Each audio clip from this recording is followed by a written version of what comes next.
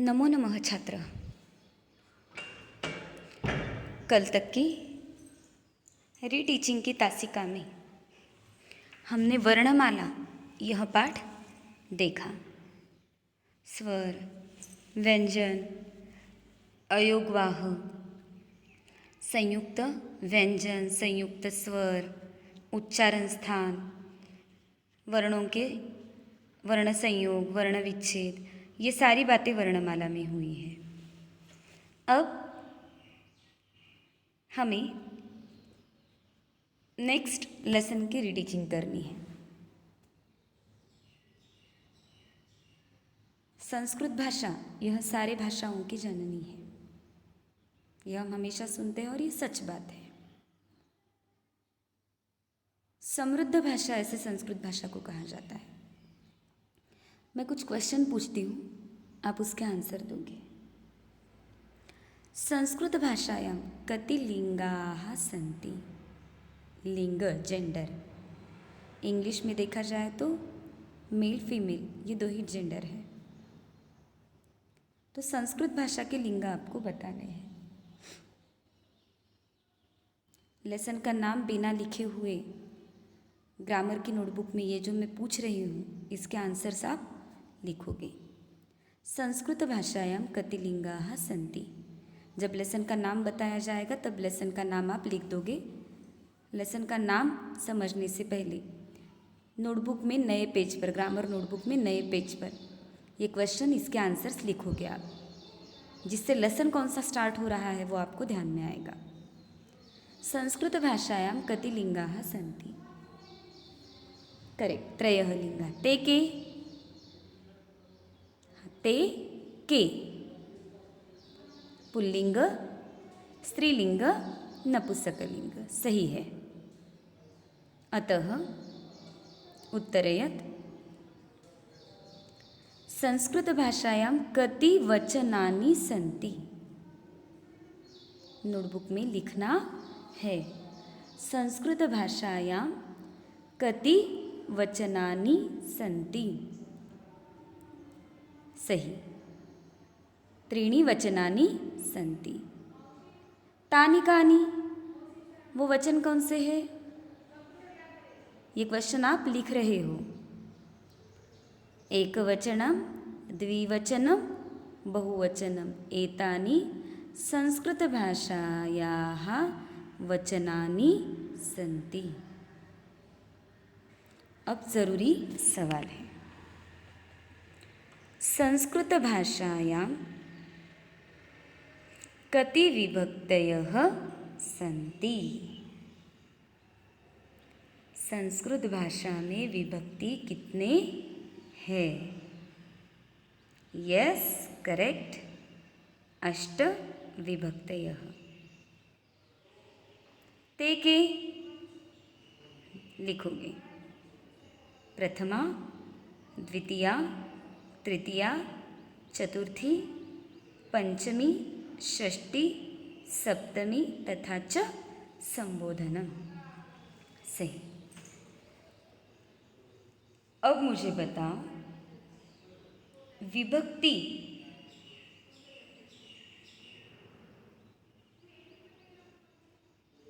विभक्त्यायाः कति भेदाः सन्ति? विभक्त्यायाः, विभक्ति के कितने प्रकार हैं? थोड़ा सा सोचना पड़ेगा आपको। सोचो और उत्तर दो। 2 यानी लिख कर देना है आपको। नोटबुक में लिखोगे इसका आंसर। हाँ, संस्कृत भाषायाः विभक्त्यायाः 2 प्रकारौ स्तः। 2 प्रकारौ स्तः। एकः कारक विभक्ति, द्वितीयः उपपद विभक्ति।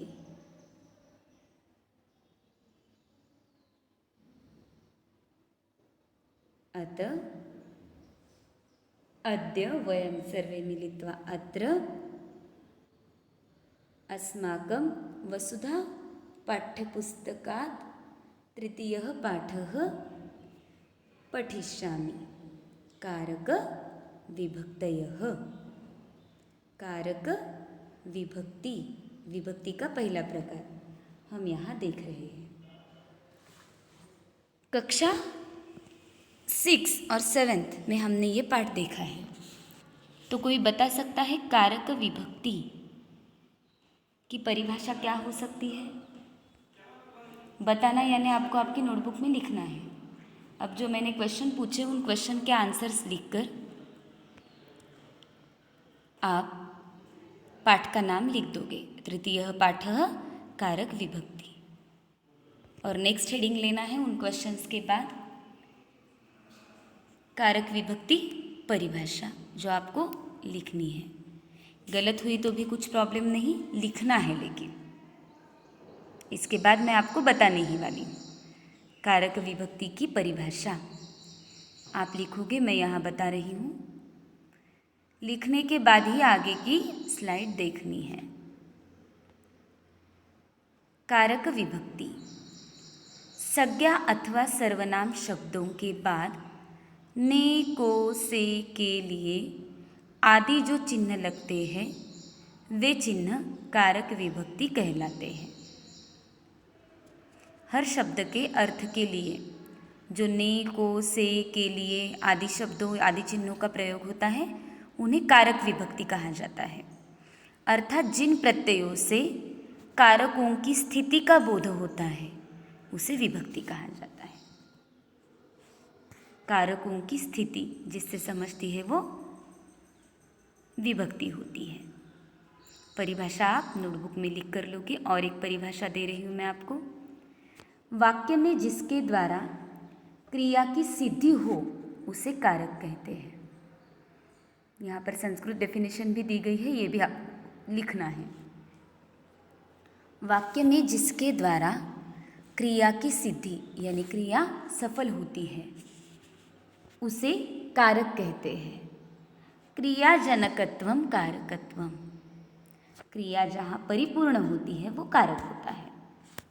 किसी वाक्य में क्रिया के संप्रदान में सहायता करने वाले को कारक कहा जाता है। क्रिया संपन्न होने में जिन शब्दों का प्रयोग होता है, जिन शब्दों की सहायता होती है उसे कारक कहते हैं। ये दोनों हिंदी व्याख्याएं और संस्कृत व्याख्याएं आपको लिख कर लेनी है। क्रियाम करोति निर्वर्तयति इति कारकम, क्रियाम करोति निर्वर्तयति इति कारकम। क्रिया की संपन्नता जहाँ पर होती है वो कारक होता है। अब संस्कृत में कारक कितने हैं देखते हैं यहाँ। कर्ता कर्म च करणम संप्रदानम तथैव च। कर्ता कर्म करण संप्रदान। अपादानाधिकरणम, अपादान और अधिकरण। इत्याहुः कारकाणि षट् इति। हमारी विभक्ति 8 है लेकिन कारक कितने हैं? 6। कौन से? कर्ता कर्म करण संप्रदान अपादान अधिकरण। षष्ठी संबंध और संबोधन अष्टमी, इन दोनों को कारक में प्रयुक्त नहीं किया जाता। क्यों नहीं किया जाता वो आगे देखेंगे हम। कारक की परिभाषा लिखने के बाद 3 हिंदी की परिभाषाएं, 2 संस्कृत परिभाषाएं लिखने के बाद यह श्लोक भी आपको लिख कर लेना है, जिस श्लोक के द्वारा हमें कारक कितने हैं यह समझ में आता है। कितने हैं कारक? षट् कारकाणि सन्ति। आगे देखते हैं। जो कर्ता कर्म करण संप्रदान अपादान अधिकरण देखा है उनके इंग्लिश के नामों के साथ और चिन्हों के साथ। विभक्ति प्रथमा द्वितीया तृतीया चतुर्थी पंचमी सप्तमी। षष्ठी विभक्ति और संबोधन यहाँ नहीं आता। उसे कारक में क्या कहते हैं? कर्ता कर्म करण संप्रदान अपादान अधिकरण। Nomination, एक्यूसेटिव, instrumental, dative, ablative and location. और उनके चिन्ह क्या है? कर्ता के लिए ने, कर्म के लिए को, करण के लिए से या के द्वारा, संप्रदान को या के लिए, अपादान से पृथक होने पर या अलग होने के लिए अपादान का प्रयोग होता है, अधिकरण में या पर। इन शॉर्ट में ये भी टेबल आप लिख कर लोगे कब? परिभाषा और संस्कृत कारक का श्लोक लिखने के बाद। आगे देखते हैं वही टेबल थोड़ा सा ट्रिक्स के साथ। ट्रिक क्या है? चिन्ह और कारक साथ में आएंगे। विभक्ति कौन सी है? पहली प्रथमा, दूसरी द्वितीया, तीसरी तृतीया विभक्ति, चौथी चतुर्थी विभक्ति, पांचवी पंचमी विभक्ति, उसके बाद षष्ठी, सप्तमी और संबोधन। यहाँ पर पूरी विभक्तियाँ दी है, लेकिन कारक में सिर्फ 6 विभक्तियों का प्रयोग होता है। अब ट्रिक के साथ देखते हैं किस तरह से होगा यह। कर्ता ने प्रथमा, कर्म को द्वितीया, करण से द्वारा, संप्रदान के लिए, अपादान से अलग होना, षष्ठी संबंध कारक कारक में नहीं आता, फिर भी संबंध का की के रारी रे, अधिकरण में पर, संबोधन हे अरे, आवाज़ देने के लिए संबोधन, यह भी कारक में नहीं आता। षष्ठी तथा संबोधन यह 2 विभक्तियाँ कारक में मानी नहीं जाती। कारक के अनुसार विभक्ति कितने हैं? सिर्फ 6 विभक्ति, प्रथमा, द्वितीया, तृतीया, चतुर्थी, पंचमी और सप्तमी। षष्ठी और संबोधन ये कारक में प्रयुक्त नहीं होते। इसका कारण हम कल के वीडियो में देखेंगे। अब के लिए आपको ये बातें ध्यान में रखनी हैं। सबसे पहले जो मैंने आपको प्रश्न पूछे थे, संस्कृत भाषायां कति लिंगाः सन्ति, क्वेश्चन नंबर 1। क्वेश्चन नंबर 2, ते के वो कौन से है, लिंग लिखोगे, वो कौन से है वो लिख दोगे। संस्कृत भाषायां कति वचनानि सन्ति, कितने वचन हैं, और वो वचन ते के में वचन लिख देने हैं। उसके बाद क्वेश्चन नंबर 5, संस्कृत भाषायां कति विभक्तयः सन्ति, कितने विभक्तियाँ है, ते के और वो कौन से। तो प्रथमा से लेकर संबोधन तक सारी विभक्तियाँ आप लिखोगे। इसके बाद आपको क्या करना है, जिस तरह से मैंने आपको बताया है, कारक विभक्ति, यह लेसन का नाम लिखकर कारक विभक्ति की 3 परिभाषाएं मैंने दी है हिंदी में।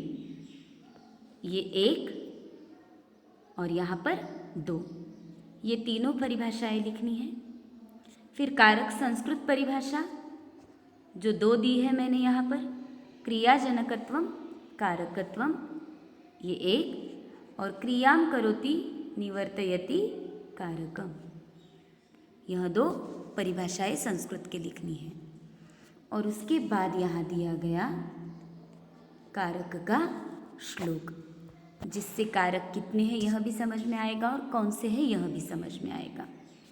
और उसके बाद आप लिखोगे यह संस्कृत के साथ कारकों के इंग्लिश वर्ड्स। और चिन्ह भी। यह टोटल यहाँ पर प्रथमा से लेकर सप्तमी तक 6 कारक, यहाँ षष्ठी विभक्ति नहीं आती। यह टेबल आपको लिखना है। इसके बाद कारक का टेबल ध्यान में रखने के ट्रिक के साथ यह आप लिखोगे। यहाँ तक का ही पाठ हमने देखा है। कल के पाठ में हम षष्ठी और संबोधन कारक में क्यों नहीं होते, बाकी कर्ता, कर्म, करण, संप्रदान, अपादान, अधिकरण, इनकी परिभाषाएं, इनके उदाहरण, इनके साथ यह पाठ देखेंगे। तब तक के लिए जो इंस्ट्रक्शन दिए हैं वो इंस्ट्रक्शंस को फॉलो कर कर नोटबुक में नोट्स लिखने हैं। जिन स्टूडेंट ने, जिन छात्राओं ने रेगुलर वर्क जब चल रहा था ऑनलाइन क्लासेस, तब सारे वर्कशीट सबमिट किए हैं, उनके लिए एक्स्ट्रा क्वेश्चंस भेजे जा रहे हैं। जिनका सबमिशन कंप्लीट है उन्हें ही, तो जिनका सबमिशन पेंडिंग है जल्द से जल्द, टोटल 8 स्टैंडर्ड के 11 वर्कशीट हो चुके हैं, 11 के 11 वर्कशीट सबमिट करोगे। Stay home, stay health, safe. धन्यवाद।